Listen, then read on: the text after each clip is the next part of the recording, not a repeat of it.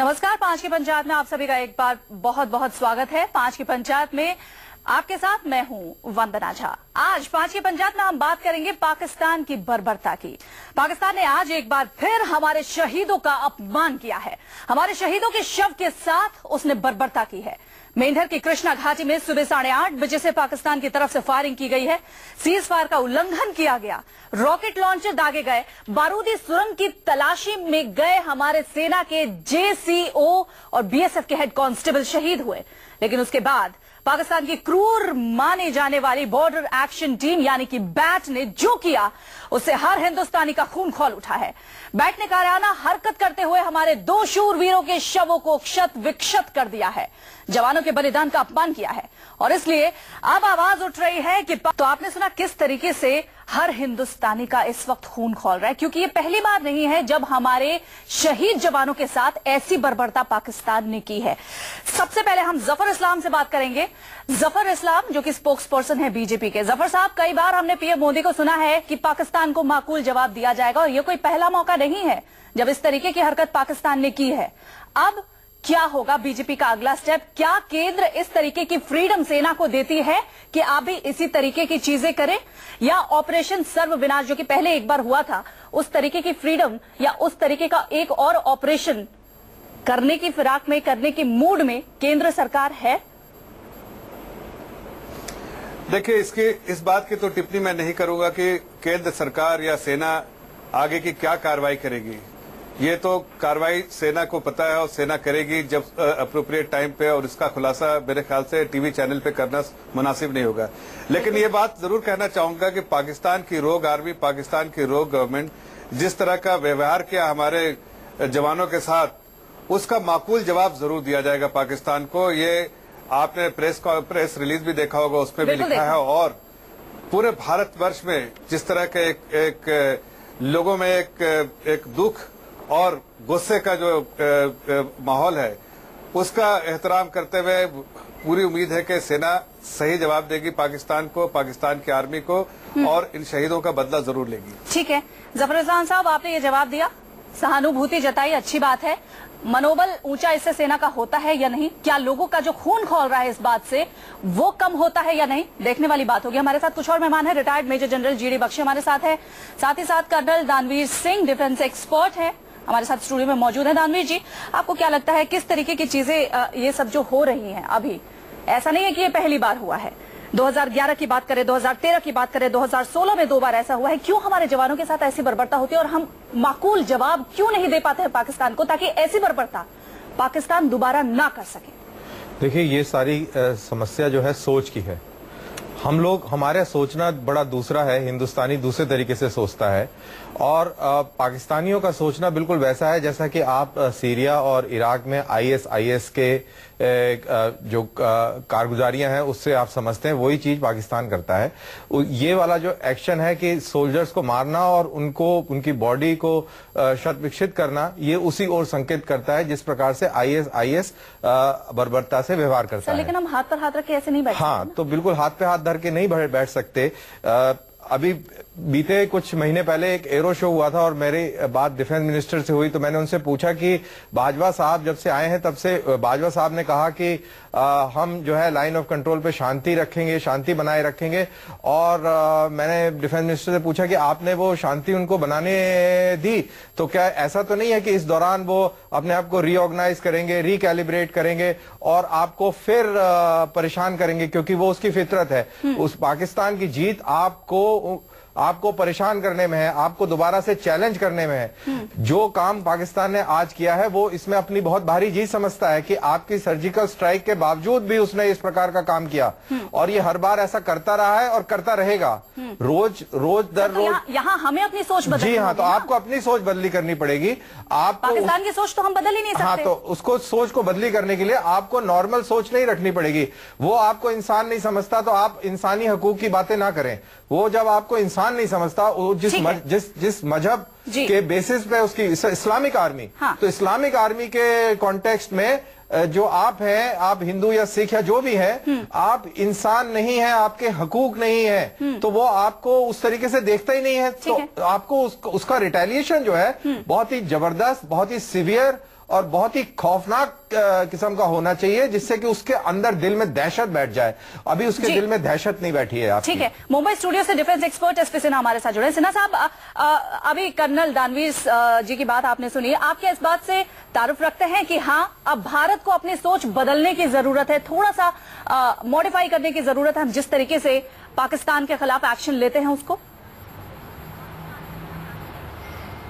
मेरा अपना विश्वास है कि किसी भी इंडिविजुअल का, किसी भी देश का चरित्र में कोई बदलाव नहीं आता, डीएनए में बदलाव नहीं आता है। तो ये मान के चलिए कि पाकिस्तान के डीएनए में भी कोई बदलाव नहीं आएगा। ठीक है। जो देश, जिस इंडिविजुअल ने पाकिस्तान को पाकिस्तान दिया, जिन्ना, उसको मौत के घाट उतार दिया। जो देश भुट्टो को जान मार दिया, जो देश बेनजीर को जान मार दिया, वो देश क्रूरता, हिंसा का प्रतीक है। वहां लॉ ऑफ जंगल है, वहां कोई कानून व्यवस्था नहीं है। सर, तो हम अब क्या करें? सवाल तो यही है कि अब भारत क्या करेगा, भारत को क्या एक्शन लेना चाहिए? बताता हूं जहाजी, मैं बताता हूं। पूरा देश का खून उबल रहा है, पूरा देश अंजाम चाहता है, नतीजा चाहता है। बिल्कुल। तो मेरे अनुसार मेरी सोच यह है कि आप मोस्ट फेवर्ड नेशन तुरंत हटाइए। ट्रेड या जितना ट्रांजैक्शन चल रहा है पाकिस्तान के साथ, वो तुरंत खत्म कीजिए, और जरूरत पड़े तो पाकिस्तान के एम्बेसी का क्लोज कीजिए। सर, लेकिन यहाँ तो चीन भी दिमाग में आ जाता है ना, सिर्फ पाकिस्तान की बात हम नहीं कर सकते। यहाँ तो चीन भी दिमाग में आता है कि अगर पाकिस्तान को हमने मोस्ट फेवर्ड नेशन का तमगा वहां से हटा लिया, उसको सपोर्ट नहीं किया इसमें, तो चीन से भी हमारे संबंध और खराब हो जाएंगे। चीन से संबंध अच्छे कब थे मैडम? चीन से अच्छे संबंध कब थे?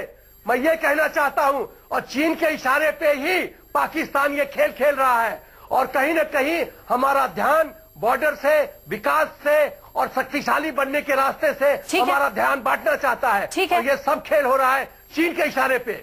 तो जीडी बख्शी साहब यहाँ पर है, उनको भी थोड़ा सा डिस्कशन में लेकर आते हैं। सिन्हा साहब, जीडी बख्शी साहब को भी डिस्कशन में लेकर आते हैं। बख्शी साहब, आखिर कब तक हम ऐसे ही झेलेंगे, कब तक ऐसे ही हाथ पर हाथ रखकर बैठेंगे? क्या पाकिस्तान को अब माकूल जवाब नहीं देना है? 2011 बात कर लें, 2016 में 2 बार ऐसा हो चुका है, कब तक हम यूं ही बैठेंगे?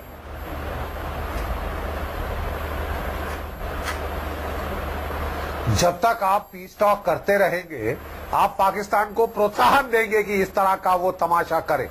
आपको समय आ गया है कि पाकिस्तान को अब अच्छा करारा जवाब दे। आपकी ये प्लीज मत बोल के हमारी बेइज्जती करिए कि हम इसकी कड़ी निंदा करते हैं, हम इसकी भर्त्सना करते हैं। बाहर में गई भर्त्सना, अब आपकी तोपे बोले, आपकी तोपे जवाब दे। और आप जो इस देश की सेनाओं को पुलिस के दर्जे पर मत लाइए कि हम मशीन गन फायर कर देंगे, राइफल फायर कर देंगे। बकवास है ये बिल्कुल। वो है लाइन ऑफ कंट्रोल पे कुछ नहीं होता राइफल मशीन गन से। सबके सब लोग बैठे हुए हैं आपके बंकरों में। आपको अच्छा करारा चोट करनी चाहिए और लगातार चोट करनी चाहिए। एक दिन कर दिया, उसके दिन 30 साल छुट्टी। जफर साहब, साल सर्जिकल स्ट्राइक हुई थी। जफर साहब, बख्शी जी की इस बात में जवाब देंगे आप? पाकिस्तान छेड़खानी करेगा, सर्जिकल स्ट्राइक होगी। जफर साहब से जवाब ले लेते हैं, सरकार के नुमाइंदे के तौर पर बख्शी जी वो बैठे हुए यहाँ पर, जफर जी से इस बात पे जवाब ले लेते हैं। जफर जी, देखिए, मैं सभी लोगों का भावनाओं का आदर करता हूं। सरकार ने जो स्टेप पहले लिया है, डेमोन्स्ट्रेट किया है कि आप जवाब दें उससे पहले एक छोटा सा सवाल आपसे। क्या ये खबर देखकर और सुनकर आपका खून नहीं खौला? देखिए, सरकार में और सरकार से बाहर जितने भी लोग हैं, देश के हर नागरिक का खून खौला है, लेकिन सरकार जो भी एक्शन लेगी उसका खुलासा यहां नहीं कर सकती।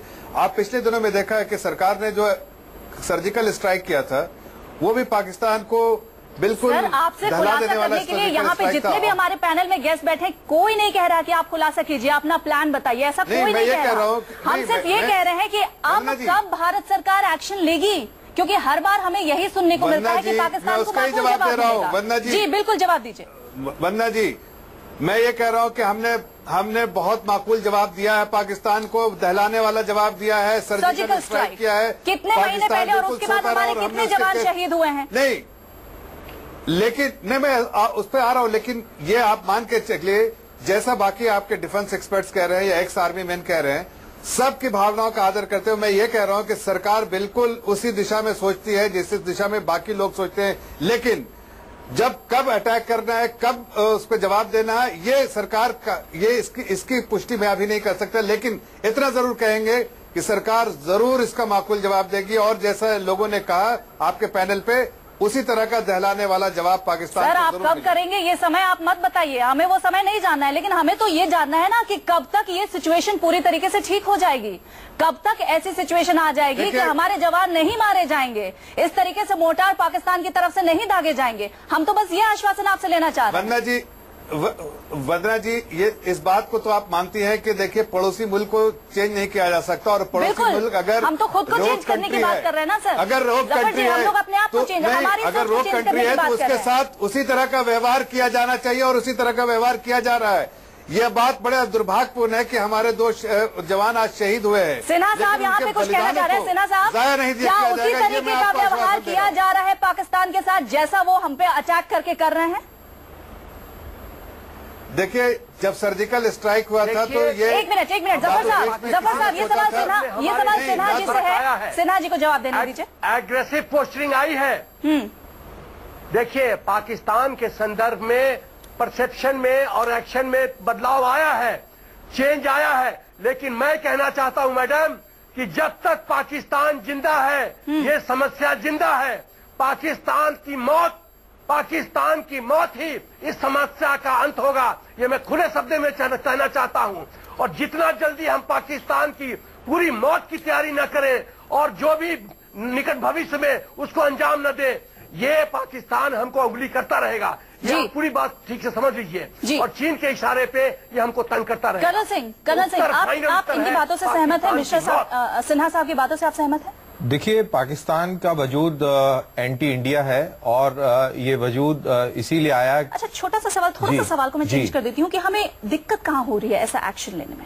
दिक्कत ये शुरू से लेके कुछ साइकोलॉजिकल है, मेरे को ऐसा लगता है, कुछ लैक ऑफ कॉन्फिडेंस है। आप आखिरकार आप इनके गुलाम रहे 1400 साल, फिर 200 साल के करीब अंग्रेजों के रहे, तो वो मानसिकता जाएगी नहीं। आपने मणिशंकर अय्यर ने एक बार कहा था कि Indira Gandhi attack the wrong side of Pakistan, तो वो बांग्लादेश आजाद करा दिया, जबकि इधर की तरफ कुछ करते तो शायद ज्यादा बेहतर होता। सरकार में तो नई सरकार जब आज की तारीख में जब नई सरकार आई है तो इतना आसान तो नहीं है कि वो एकदम से ऐसे कार्रवाई हो जाएगी। कैपेसिटी बिल्डिंग चल रही है, जोर शोर से चल रही है। आज की तारीख में नेवी की हालत देखिए कितनी अच्छी इंप्रूव हो गई है। आप एयरफोर्स की हालत और आर्मी की हालत देखिए, दिन प्रतिदिन इंप्रूव, उसकी क्षमता बढ़ती जा रही है, इंप्रूव होती जा रही है। और मेरे को लग रहा है कि इस प्रकार का साहस जरूर आएगा सरकार में और इसकी जो मंशा है वो सरकार ने दिखा दी है आपको सर्जिकल स्ट्राइक करके। तो ये कहीं ना कहीं एक आत्मविश्वास जो है वो पैदा होता जा रहा है और अब देखिए कब तक वो आत्मविश्वास पूरी तरह पैदा हो जाएगा और हम वो कर पाएंगे जो सिन्हा साहब कह रहे हैं, क्योंकि इसका इलाज ही पाकिस्तान के टुकड़े ही इसका इलाज है, अदरवाइज ये इलाज नहीं है। पीढ़ी दर पीढ़ी ये तमाशा ड्रामा चलता रहेगा। मतलब साफ है कि जिस तरीके से हमारे जवानों के शव को विक्षत किया जाता है लगातार हर एक साल, 2011, 2013, 2016 मैडम साइकोलॉजी में कितना फर्क है। आप और हम ये बात कर रहे हैं कि हमारे जवानों को ऐसे वो कर दिया, म्यूटिलेट कर दिया। अभी ये पाकिस्तान तो अपने जवानों को लेने को राजी नहीं होता, वो मानता ही नहीं। कारगिल की लड़ाई में उसने अपने नदर्न लाइट इन्फेंट्री के जवान लेने से इनकार कर दिया। बिल्कुल, सर्जिकल स्ट्राइक की भी बात देखिए, उस वक्त भी उन्होंने साफ इनकार कर दिया था। बख्शी साहब के पास उनका नेचर अलग है। बख्शी साहब, आपको क्या लग रहा है, लगातार जब इस तरीके की चीजें होती है हमारी सरकार की तरफ से ये कहा जाता है कि एकदम माकूल जवाब दिया जाएगा, आज एक बार फिर ऐसी चीजें हुई हैं, हमारे जवानों के शवों के उनको शत विक्षत किया गया है, मैं बोल भी नहीं पा रही, मुझे भी अंदर से इतना गुस्सा आ रहा है। आखिर कमी कहाँ है, क्यों नहीं एक्शन ले पा रहे हैं हम, किस जगह दिक्कत आ रही है?